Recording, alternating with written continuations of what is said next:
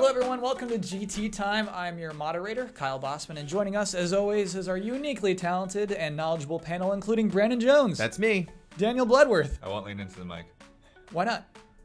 It's really loud. Okay. And Michael Damiani. Hey, Kyle. You can go ahead and lean into the mic.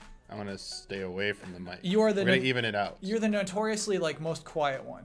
No, Like, why is Damiani so quiet? that's just your opinion. That's not my opinion. That's like the commenters' opinions. Yeah, it's good. It's the truth. It's a matter of fact. You are the quiet one amongst us. Download our video and play it in VLC player and max that to 200%. Just the Damiani parts. Audio problems. You'll still be the quietest one. Would that make you the loudest or me the loudest? I'm definitely like lower tier. I'm like on this I'm like third loudest. I think you are loudest and Bloodworth is second. Really? Okay. Yeah. Brandon's just really good at using he's projecting. Yeah, you're using your diaphragm. He's like a professional, whereas we're just people who are talking into microphones like noobs. We'll get it. We're talking shop. It's like you're supposed to talk like this into Yeah. a microphone. Everybody, welcome to GT Time. I'm your moderator, and so like Don't that's do like that, yeah. You sound like a pro wrestler right now. But the thing is, Brandon does that, but also sounds like a human. That's why he's pro. Do you know what I mean? That's like, it's so hard to do. Thanks, Kyle. Let's do a show. Okay, well, hold on. Before we go into the show, one last thing. What is your training? Like, what did you do to get good I at did that? a lot of stage, remember, which is where you talk about projecting. It's Yeah. like I did theater where I didn't have a microphone and had to talk normally, pretend like I was having a normal conversation, whether I was like singing a song or doing a scene. Yeah. And like you have 500 people be like, oh, totally, heard it. And so yeah, you just you do diaphragm work.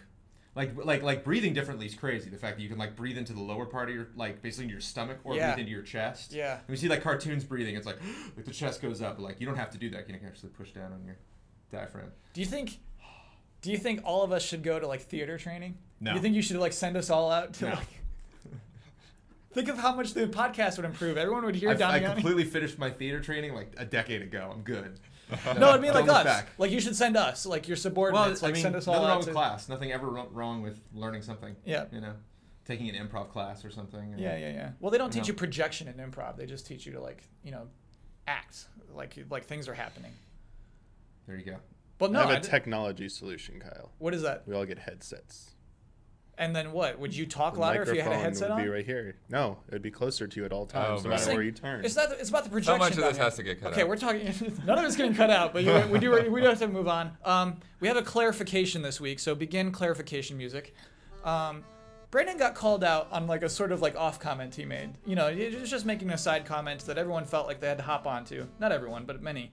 I feel like we're getting like a little correction happy because it feels good to correct a person and initiate the correction. And communicate. And, Brandon, we're reading the comments. explain what you meant about Steven Spielberg making an announcement about a video game. I don't know exactly when this came up, but I might have mentioned that, like, say Steven Spielberg did announce a game, or say that was comparative to the excitement level of someone else announcing a game. Right. Maybe sounding like Steven Spielberg hadn't done that before, but he's obviously done that many times. Like, Boom Blocks is the one that I think. We all know about Boom Blocks. But that was the one his name was most closely attached to. But like, Yeah. I remember he did The Dig. Didn't he do that back in the? I guess so. days? Yeah, Didn't he, yeah. like, He's produce that, attached or to was it at somehow least. involved? Yeah.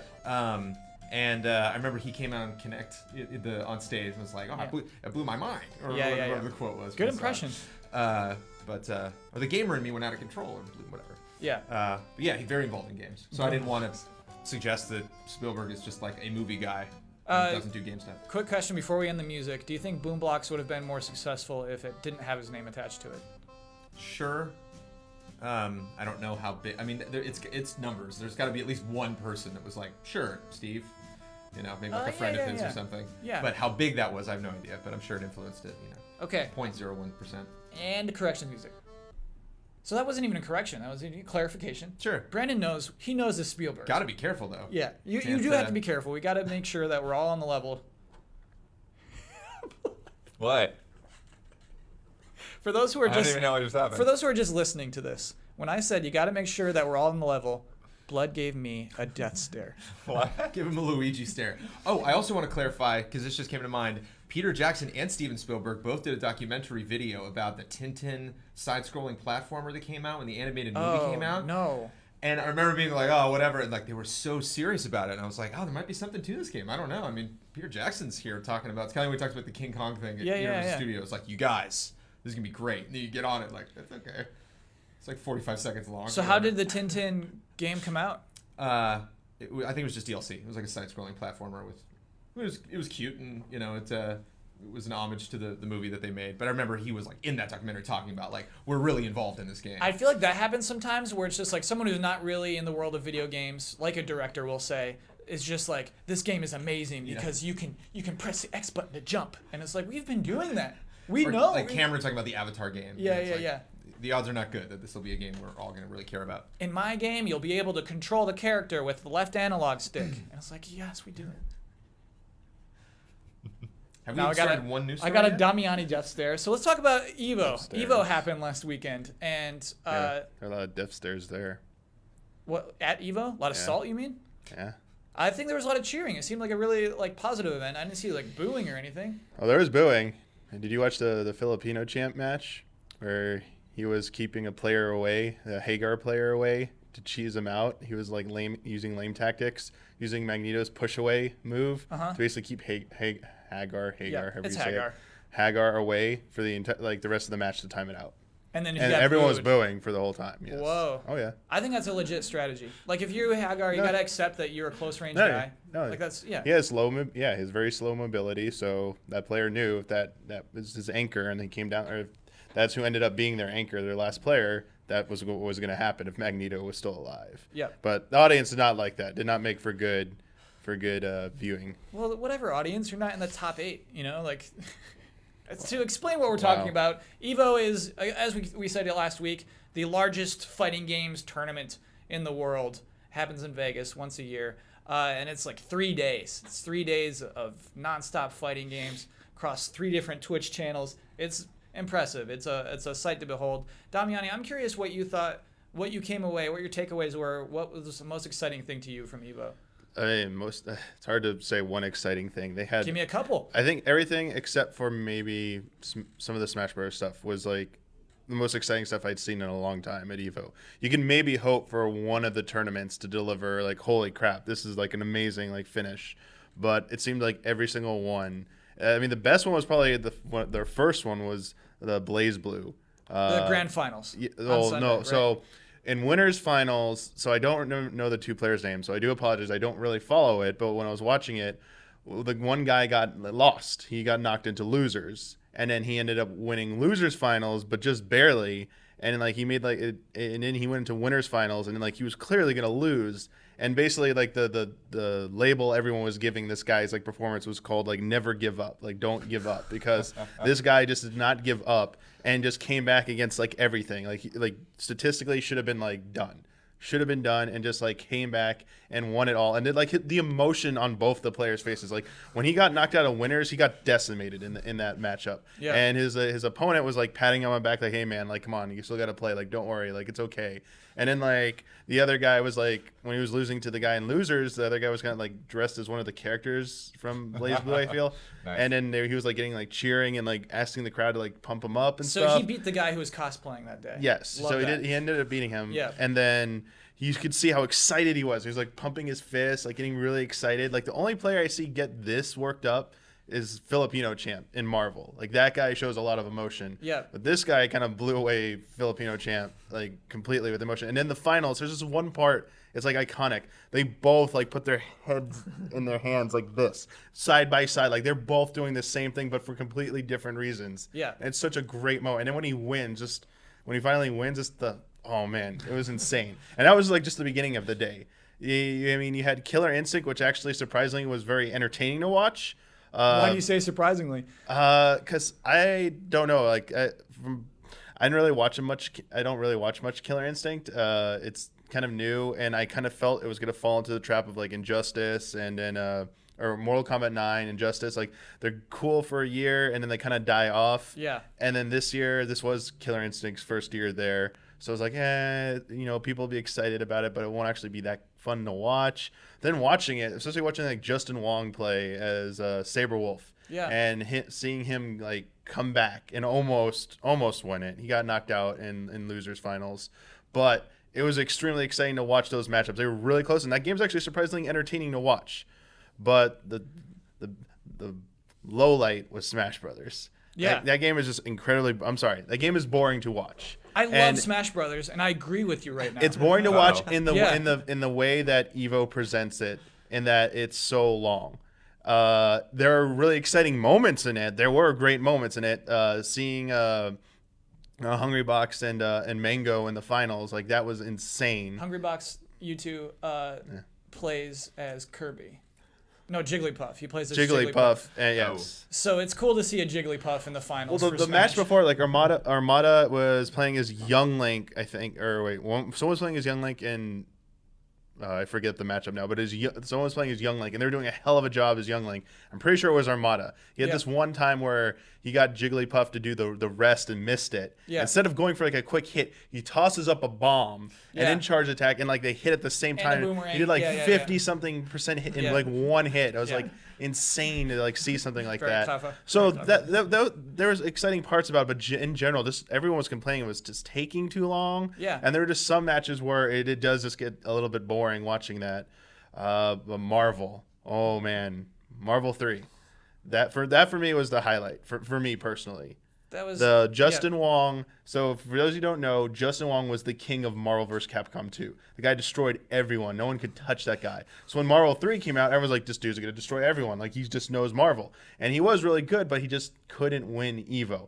And he saw all these other people winning around him, and he wasn't winning. But this year, not only did he win it, but he went against like the murderer's row. Like top 8 is always like a row of killers. Yeah. But for his finish, he had to beat Filipino champ, who uses his like what he's known for is for his Phoenix. We were booing him earlier. Yeah, That was the he guy who uses got booed. Phoenix, and like what happens if he gets there's super meter bars, and they go up to 5. If he gets 5, it activates Dark Phoenix when she dies, and like it's one of the cheapest things in the game, but not as cheap as the other person he has to play is Chris G, who uses Morrigan, who does the thing where she makes a clone and they're shooting fireballs from both Imagine, like, sides. constant It's fireball- you bullet have to hell. block- It's basically yeah. bullet hell. If you're not good at bullet hell games, you will get decimated. But you're in a fighting game here. Yeah, and exactly. not only these two characters have like those are really intense strategies that like really favor those matchups.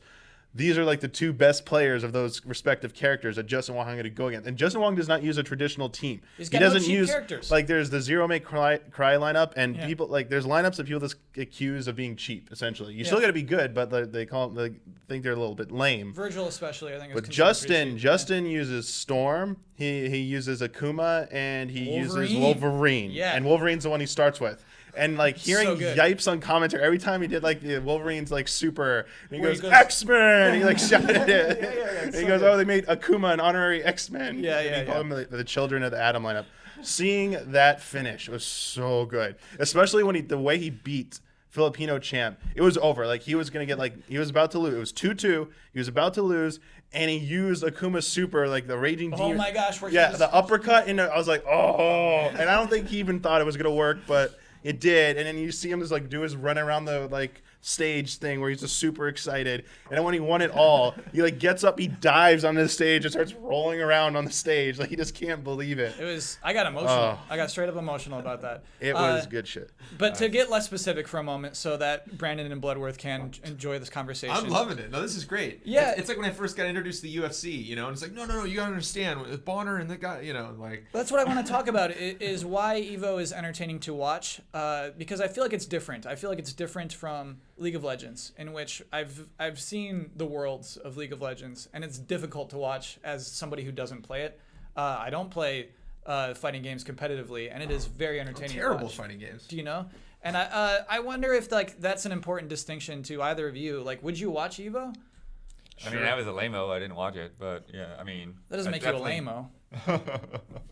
But yeah, I mean, it's definitely fun to watch. I mean, you know, we used to, in high school, play fighting games all the time. It's just, as you get older, then it's like you move or whatever, and like you lose that crew that's like at your same level, and then like, okay, come to GT, Oh, and that's the everyone's worst. like way better than me, and Yeah, I yeah, try yeah. to play against friends, and they're all way worse than me, and like Yeah, I yeah, don't know yeah. what to do anymore. I've been there, blood. You just need the context, you know. It's like I saw an amazing, I guess, League of Legends moment that happened at some tournament, and like right when the moment when the guy starts screaming, I kept like replaying that moment, being like, "What happened? Like what? It looks the same. Yeah, like yeah. you know, like 4 minutes 55 seconds looks the same as 5 minutes and 55 seconds. It looks like those guys are beating up those guys, and then I can actually follow like, oh, that one guy sneaks in and grabs that base.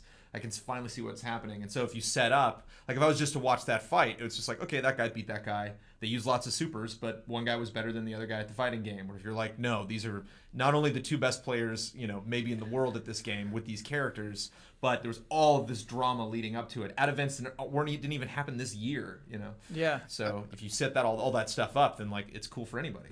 And I would add to that, like the difference is like I think you definitely can appreciate like League of Legends or Dota 2 competitive play. I mean, hundreds of thousands of people watch that on Twitch. So obviously a lot of people get it. I think the difference is it's easier to the average person to wrap their head around the basics of a fighting game because it's two people punching each other basically with life bars, and you can tell who's winning easily by seeing the life bar. And you can tell when someone's got like no life and the other guy's got full life, and then the other guy with like no life comes back and wins somehow. You can at least be like, holy crap, that person like just did a comeback. You get that. It's so easy to communicate that information in a fighting game.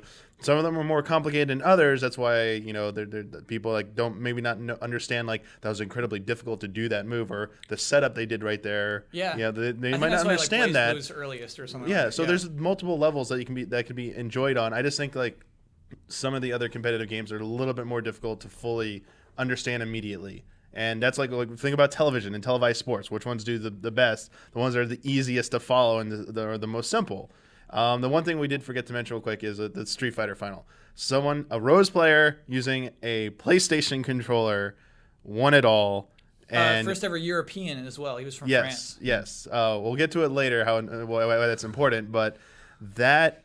But for this discussion and why that's important, because the stigma is you got to use a fight stick. You got to use a fight stick, or you're not professional.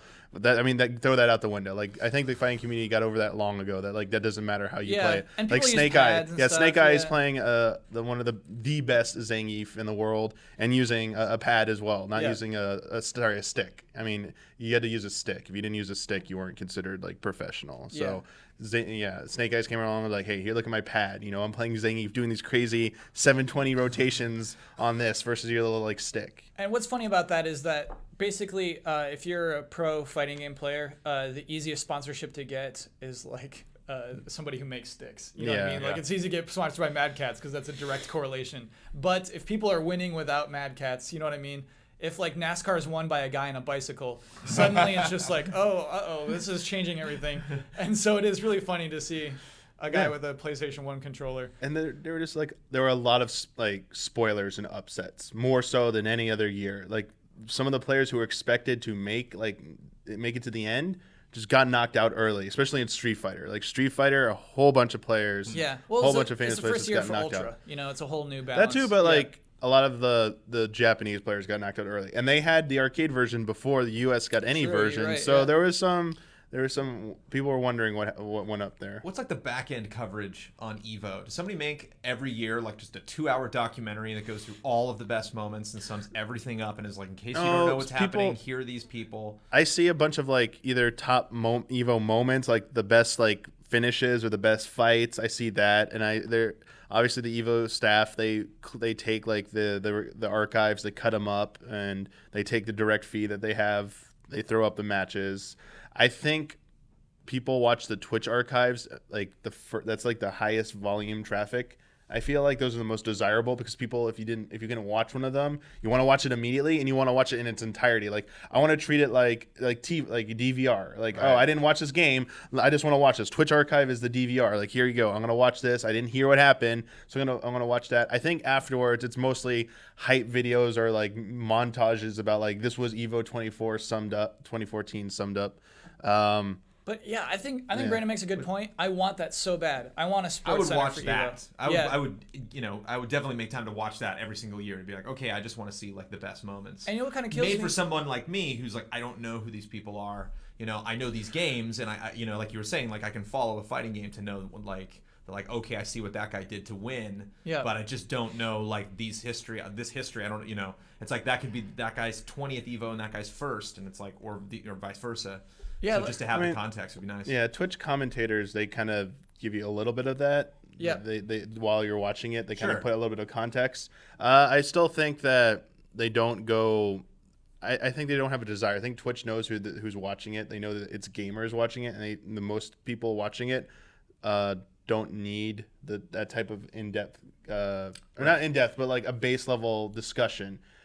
So there is nothing that exists like that. Yeah, so That's for for that a different audience. Yeah, And the question yeah. is, would that audience like? Yeah, care? that's the You know? question. Like, is it worth it to do that? And is there really a need to do that? So But it's Rocky. It's Karate Kid, man. It's so exciting. Yeah. I mean, I think the only thing I follow is F1, but it's like, yeah, you catch up to F1 really quickly because, they explain basic things like 3 or 4 times during a race. They tell you, why the tires matter and what the new systems are on the cars this year and that kind of thing. So, I think, yeah, you kind of have to cover those bases and talk to people and like remember like, oh, somebody might have just tuned into the race right now. Let them know, who got knocked out of the race in the first lap, that kind of thing.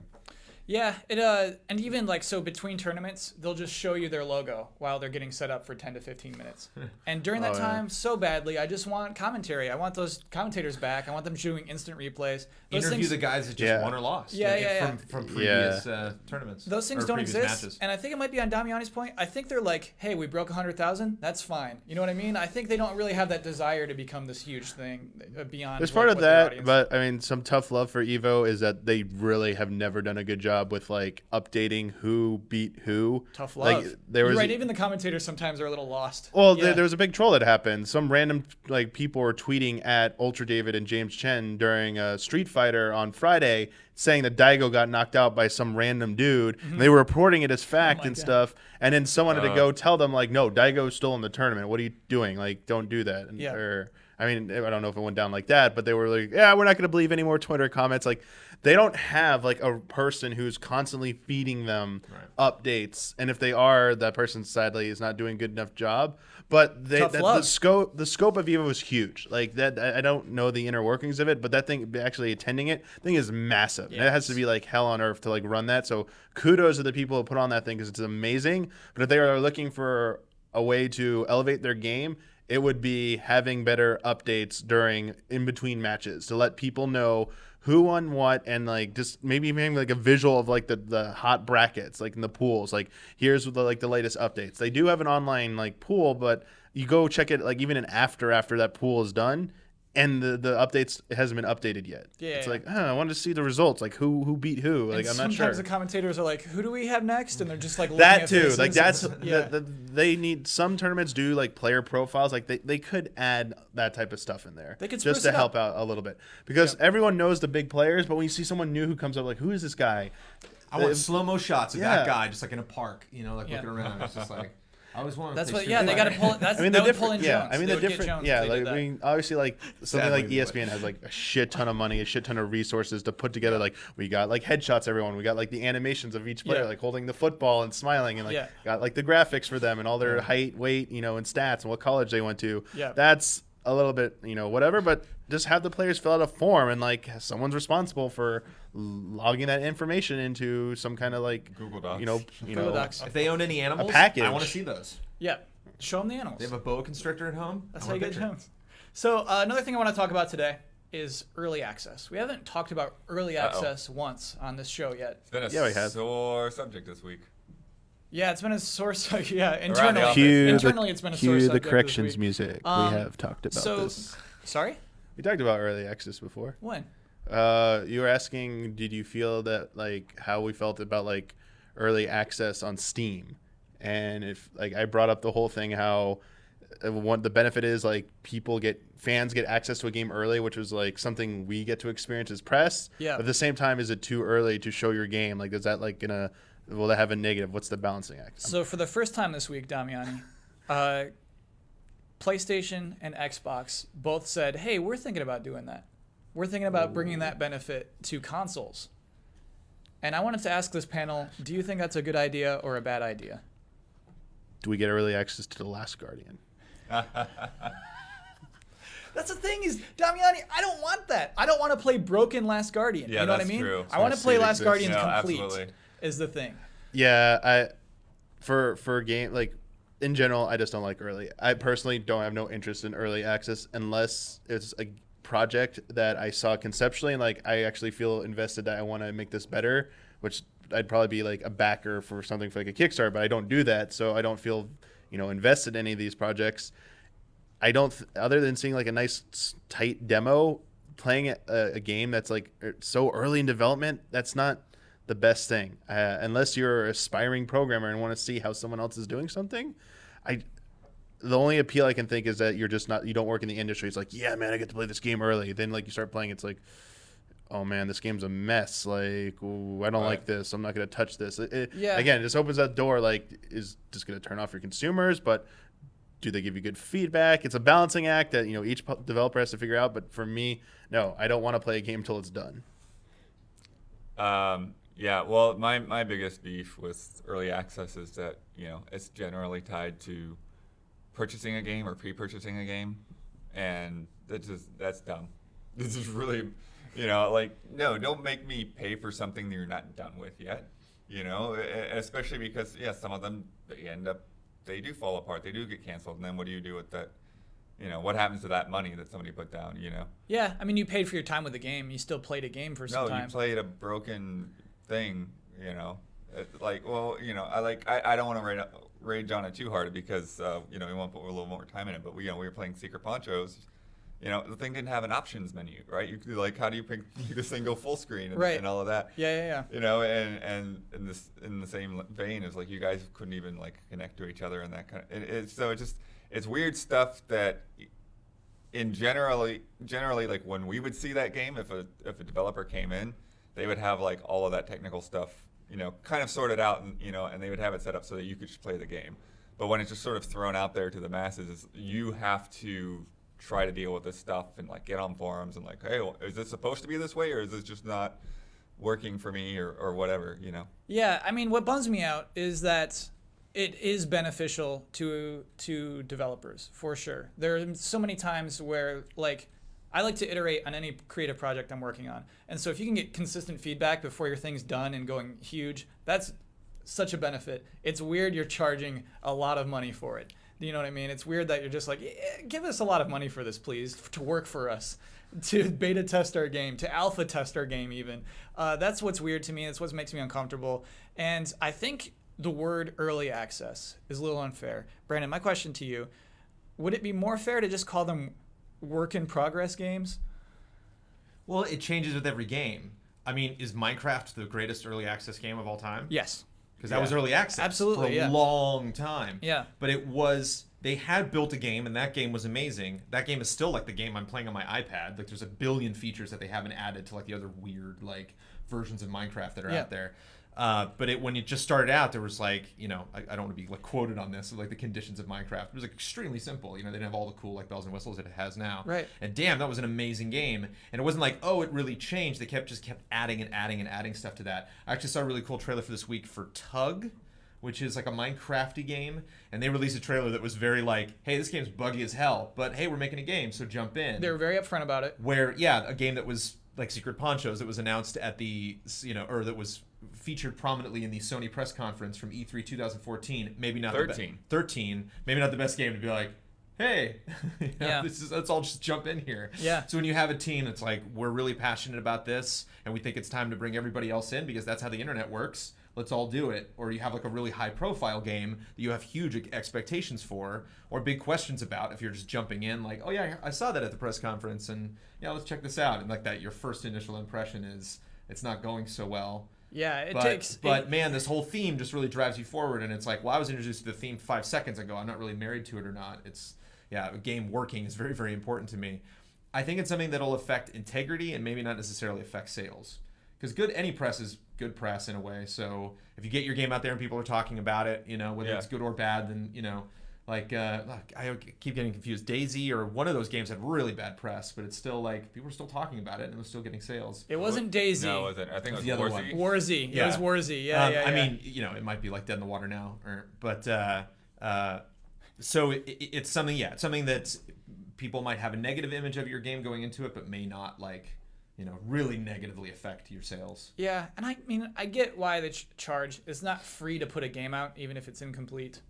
But maybe it's overcharging. It's a thing. It's like, I guess what you're saying about this buggy thing, I think it's probably just important to be upfront about where this game is and what you're getting when you buy it. Of course, that's it.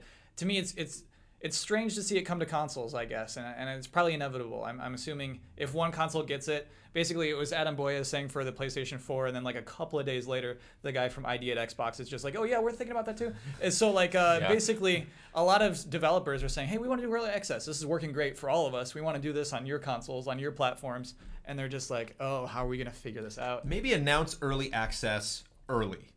So when you announce the game, announce it. Oh, and this will be early access soon. We'll do that later. Okay. But if you announce this huge game, it's like, wow, that really sounds exciting. And then 3 months later, it's like, oh, and we're doing early access. It's like because something went wrong or what happened? Yeah, I like see what you're because you changed your business policy on that. You know, again, if something like Minecraft or this game I saw this week, that like it's the whole culture of that game is this, you know, let's all come in, and whether you're a developer or not. Well, I think too, it's listen to important. feedback. I think it's important to protect the event of your release, right?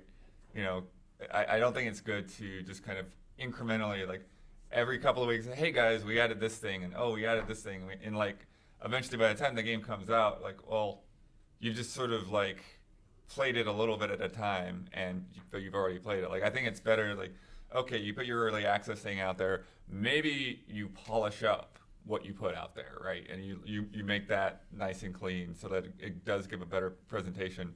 But then you still hold back on like the rest of your game, so when a game comes out, like everyone's excited about it again, rather than oh yeah, I've been playing that for the last 2 years. Yeah. I mean, Minecraft is the exception, but I like what you said, Blood, about the event of your game's release. You know, that's what you want. You want, again, back to Last Guardian, you want that. You want to open that up, and that's it. Yeah. Well, yeah, because that's the thing. Like when Minecraft came out, it was like, oh, I guess we review this now. Yeah. You're right. That was a weird moment. It's just like, this has been out. You're right. That is a funny thing. But yeah, dude, it's still, that game sells better than anything right now. Over like the course of the past 2 years, you know, that one Xbox 360 disc for some reason. It's such a weird, like, you can't base everything off of Minecraft. You because can't. It's such a weird, chase the that. way it's designed is so different, you know? Yeah. Next news story I want to talk about. Oh, it's not a news story. I want to talk about video games at Comic-Con. Because Comic-Con's next week. Damiani's going. Brandon's going. Yeah. It's a pre-news story. It's a pre-news story.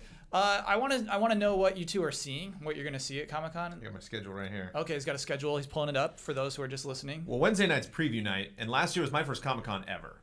And the difference between preview night and the rest of Comic-Con is, you know, night and day. What is it? What is preview night? There. Preview night's for who gets into preview night? The media? Or? I mean, press do. I don't know how they differentiate it from it anymore on like average attendee badges. But it used to be, I thought, if you bought a whole week of the entire convention badge, like 4-day badge, you got preview night. But I think they sell it separately now in addition to anything.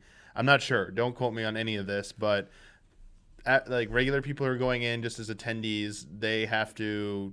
There's a different way to do it. Press automatically get in, I believe. So what is preview night though? What is it? It's Comic-Con. It's the interior of Comic-Con because Comic-Con's all over the place in San Diego. But Yeah. it's like that interior room With all the toys, all the tenth sweet of the stuff. people. Oh my gosh! Like you can So actually you can like walk around and see anything you want. walk. The exhibit hall is open for 3 hours on Wednesday, and only a smaller percentage of the overall people who have badges are allowed in. Have you been to preview night before? I think every Comic-Con I've gone to preview night, but it has gotten progressively worse each year. Like last year, you might have thought it was like night and day. Like 3 years ago, there was virtually no one at preview night. It was like you could casually stroll up to like any place, and it was like pretty much empty.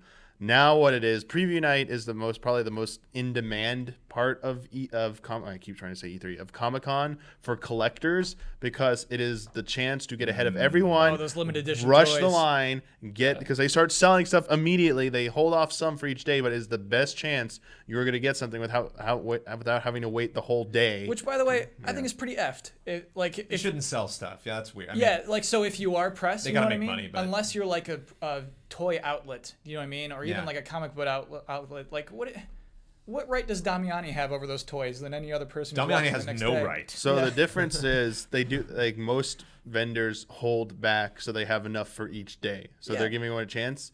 It's just they don't give a shit who buys them because they want money. So they don't care if a press is buying it. Yeah. No one cares. The only people who get upset are like fans, like why did they get like an unfair advantage? But the truth is, the difference is you could I mean, it's a lottery system now for Comic-Con. Like, Comic-Con's registration is beyond fucked. I'm sorry, I'm using the F word on that because it's ahead. trash. Like, my account, like, Tough love. I'm only getting in through like work because someone is individually handling my badge because I tried to update my email and it completely destroyed my account on Comic-Con and they won't fix it And or is that just something. because of traffic? Like there's just Too many people trying. It's not people trying to access the site. Right. There's just too many people trying to get in touch with them Yeah. that they don't even have a phone line anymore. There is a phone line that we do know, but I don't use it because they get really angry. And they used to have on-site registration like only like 4 years ago. Because they're so big, they don't even bother with that. They're like, now it's months in advance. If you haven't set up your shit months in advance, don't even bother. Like, don't even come. Like, we're not gonna fix anything for you. It is like the iron wall of like conventions when trying to deal with them. They're like, nope, there's enough people who want to go to this. We don't need to deal with you directly. Like, customer support for any issues, haha, go away. So they don't care about that stuff, and it's just too overwhelming. But yeah, for preview night, it's get to check out stuff with a little bit less of a crowd than usual, and also for people like DC at whoever makes the DC toys. I don't even know who makes the statues anymore. There's a giant one in the middle that everyone always rushes. Yep. And it's like, we're gonna have a collector like Batman this year. Yeah. And it's like 1 of 1,000. They're only gonna be available at this Comic-Con, and the first 500 are gonna be on sale preview night. So And then come get them. Ken Tucker is like, oh, I gotta get that Batman. You just walk up there. Yeah. I mean, but the thing is, now on preview night, the reason I was saying it's worse is because there were a lot of exclusives being sold. Yeah. And people were saying you pick one and go to one because there are going to be lines within 10 minutes there'll be lines. Within 10 minutes there were like lines that they cut off, like you're not getting one. Like That's like not within the point of 10 preview night. within 10 minutes That makes me of preview furious. night. People ran into preview night and ran straight to the booth. Like the running of the nerds at Wii, you should go to the beginning of Comic-Con and watch that. But like the running of the nerds, all those people are doing their jobs. They gotta go Yes. cover the week. Yes, and This they don't thing wanna is win just line. Like a bunch of people who are press This who is should be covering yes, Comic-Con are like, it's- oh, I gotta go yes. buy that toy. I This need that is- toy. It's consumerism. That makes me yes. so mad. It's consumerism driving that, and then, like that part of Comic-Con worked up. sucks. It's cool for people who are like comic book collectors who have like, I have like this rare issue that I'm like selling. That's like not like a produced product that like a toy, but someone who like 80 years ago collected this, has been passed down to the family. Like, I own my own like independent comic book shop. I have this rare issue. Yeah. That's more like the cool stuff people like I wish people would care more about going to check out. Yeah. If in terms of the consumerism part of Comic-Con. No, we but want that the real custom reason painted people should be going to Ghostbusters. Comic-Con Yeah. is getting access to games, movies, video, like Oh, of course. Can we talk personalities about and that, stuff. actually? Can we talk about And so access let's to talk games? about We haven't even gotten to Thursday yet. Yeah. Steam's like shooting out of So Mike's ears. let's Yeah. talk with Brandon. Well, let's see what Brandon's Okay. checking out. So What games are you checking out? the first game I am checking out, which has comic book characters in it, is Disney Infinity 2.0. Of course. And then, You don't have to be defensive about that game anymore. I think we all. but it's actually it actually is relevant to Comic-Con. Comic-Con. Okay. It has a possibly more comic book characters in it than any other game, maybe other than Lego Batman 3. Yeah. Skylanders I'm checking out that day. Sunset Overdrive I'm checking out on Thursday. And I'm going to a Batman party on Thursday night. That is a cape and cowl party. No where they way. got a bunch Brandon. of celebrities to make their own cape and cowl. Will Arnett, the voice of Batman in the Lego movie, made his own cape and cowl. Are you gonna wear a cape and cowl? I don't know if I'm allowed to wear. Oh, outfits only to that. celebrities allowed to? I might, yeah. I don't think know if I'll- I think you're celebrity enough. I don't to know, put man. on it. I went to Comic Con last year. It was so hot. I'm just like t-shirt and shorts Yep. the whole time. Yep. I am not putting on any. I'm not. No. Spandex, no thanks. And then Xbox has their media showcase on Thursday night. I'll check that out. And then Witcher 3 is showing a demo on Friday. Whoa, Witcher I'm gonna- 3 is gonna be there. That's cool. I'm Oh, gonna check yeah. out, and they have the adventure game that they're gonna premiere for the first Yep. time.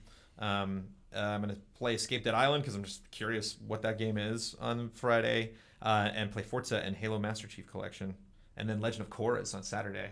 Finally Whoa. get to see gameplay of that. And do you get to play it? Yeah. That's So- really really cool. Why And did that's you? it so far. Why didn't you let Damiani have that appointment? No. We're both going. Oh, okay.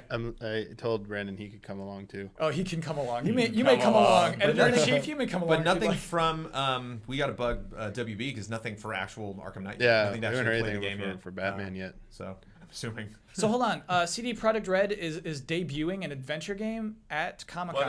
Well, they've talked about it before. Yeah. But they're debuting it. Like you will see it for the first time at They're Comic having a Con. panel, yeah. I don't know how many There's a panels I'm live going to. there's a live demo of it on Thursday.